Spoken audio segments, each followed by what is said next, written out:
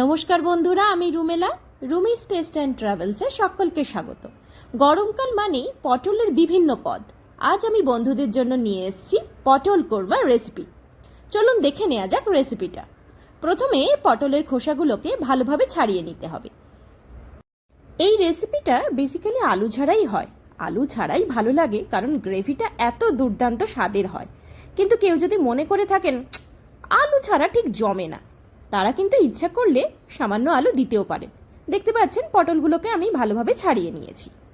এইবার আমরা একটা পেস্ট তৈরি করব। আমি 7 থেকে 8টা কাজু বাদাম নিয়ে নিচ্ছি, আপনারা সেটা কম বেশি পরিমাণ করে নিতে পারেন ইচ্ছে মতন। কালো সর্ষে সামান্য একটু, আর পোস্ত সামান্য একটুখানি জল দিয়ে সেটাকে আমরা পেস্ট করে নেব। একেবারে মিহি পেস্ট হয়ে যাবে, কোনো রকম অসুবিধা হবে না। অনেকে জিজ্ঞাসা করেন কালো সর্ষের সঙ্গে কি হলুদ সর্ষে দেওয়া যেতে পারে? হ্যাঁ, দেওয়া যেতে পারে, সেক্ষেত্রে স্বাদের কিন্তু কোনো অসুবিধা হবে না। সামান্য কালো সর্ষের সঙ্গে হলুদ সর্ষেও আপনারা ব্যবহার করতে পারেন। পেস্ট হয়ে যাওয়ার পরে আমরা যে পটলগুলোকে ছাড়িয়ে রেখেছিলাম সেগুলো তেলের মধ্যে সামান্য একটু নুন হলুদ দিয়ে আমরা ফ্রাই করে নেব। খুব বেশি ভাজবেন না, একেবারে পটল ভাজার মতন, ডালের সঙ্গে যে ভাজা আমরা খাই সেই রকমভাবে ভাজবেন না। একটু লাল লাল হয়ে যাবে, পটলের গায়ের সবজি অংশটা মিউট হয়ে যাবে। এই মুহূর্তে আপনারা পটলগুলোকে নামিয়ে আলাদা পাত্রে রেখে দেবেন। দেখতেই পাচ্ছেন পটলগুলোর কালার বেশ ব্রাউনিশ হয়েছে, কিন্তু একেবারে ভেজে লাল হয়ে যায়নি। সেই অবস্থায় আমরা আলাদা পাত্রে রাখবো। ফোড়ন হিসেবে নিয়ে নেবো শুকনো লঙ্কা, তেজপাতা আর মৌরি। মৌরিটা কিন্তু এখানে বিশেষভাবে মনে রাখার মতন। এরপর আমি 2টো পেঁয়াজ পেস্ট করে রেখেছিলাম অলরেডি, আপনারা কুচনো পেঁয়াজও দিতে পারেন, কিন্তু আমি পেস্ট করেছি। আর এরপর দেবো আদা রসুন লঙ্কা পেস্ট, আদা রসুন কাঁচা লঙ্কা পেস্ট।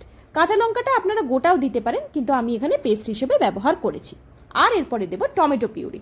টমেটোটাও কুচি কুচি ছোটো ছোটো করে কেটে মেশাতে পারেন, কিন্তু এই ধরনের কারি, যেখানে কারির স্বাদটা মেন, সেখানে টমেটো পিউরি দেওয়াই বাঞ্ছনীয় বলে আমি মনে করি। অ্যাজ ইউজুয়াল টমেটোর পরে নুন হলুদ জিরে ধনে গুঁড়ো এইভাবে দিয়ে প্রায় 7 থেকে 8 মিনিট ভালো করে কষাতে হবে। মশলাটা গায়ে গায়ে হয়ে গেলে অল্প অল্প তেল ছাড়তে শুরু করলে আমরা দিয়ে দেবো অলরেডি যে পেস্টটা আমরা করে রেখেছিলাম। কি পেস্ট করে রেখেছিলাম? কাজু সর্ষে পোস্ত। ওই পেস্টটা আমরা মশলার মধ্যে দিয়ে আরও খানিকক্ষণ নাড়াতে থাকবো, সেটা আন্দাজ। মশলার কালারটা দেখবেন আগে যতটা হালকা ছিল, যত কষাতে থাকবেন, সেটা যে কোনো রেসিপির ক্ষেত্রেই হতে পারে, যত কষাতে থাকবেন তত মশলার কালার চেঞ্জ হয়ে যাবে, ব্রাউনিশ বা লালচে আকার ধারণ করবে। যখনই মশলার আকার কালার চেঞ্জ হতে শুরু করবে তখনই কিন্তু বুঝবেন যে দারুণ কষানোটা হচ্ছে। আর স্বাদের জন্য অবশ্যই দিতে হবে কসৌরি মেথি গরম মশলা। কসৌরি মেথি যদি কেউ দিতে না চান তাহলে ধনেপাতা দিতে পারেন, কিন্তু আমি এখানে কসৌরি মেথি ব্যবহার করেছি। এরপরে অলরেডি কাজু সর্ষে পোস্তটা আগেই বলেছি দিয়ে দিতে হবে। এই রেসিপিটাতে খুব একটা বেশি জলের প্রয়োজন হবে না, কিন্তু যখন জল ব্যবহার করবেন তখন অবশ্যই গরম জল ব্যবহার করবেন।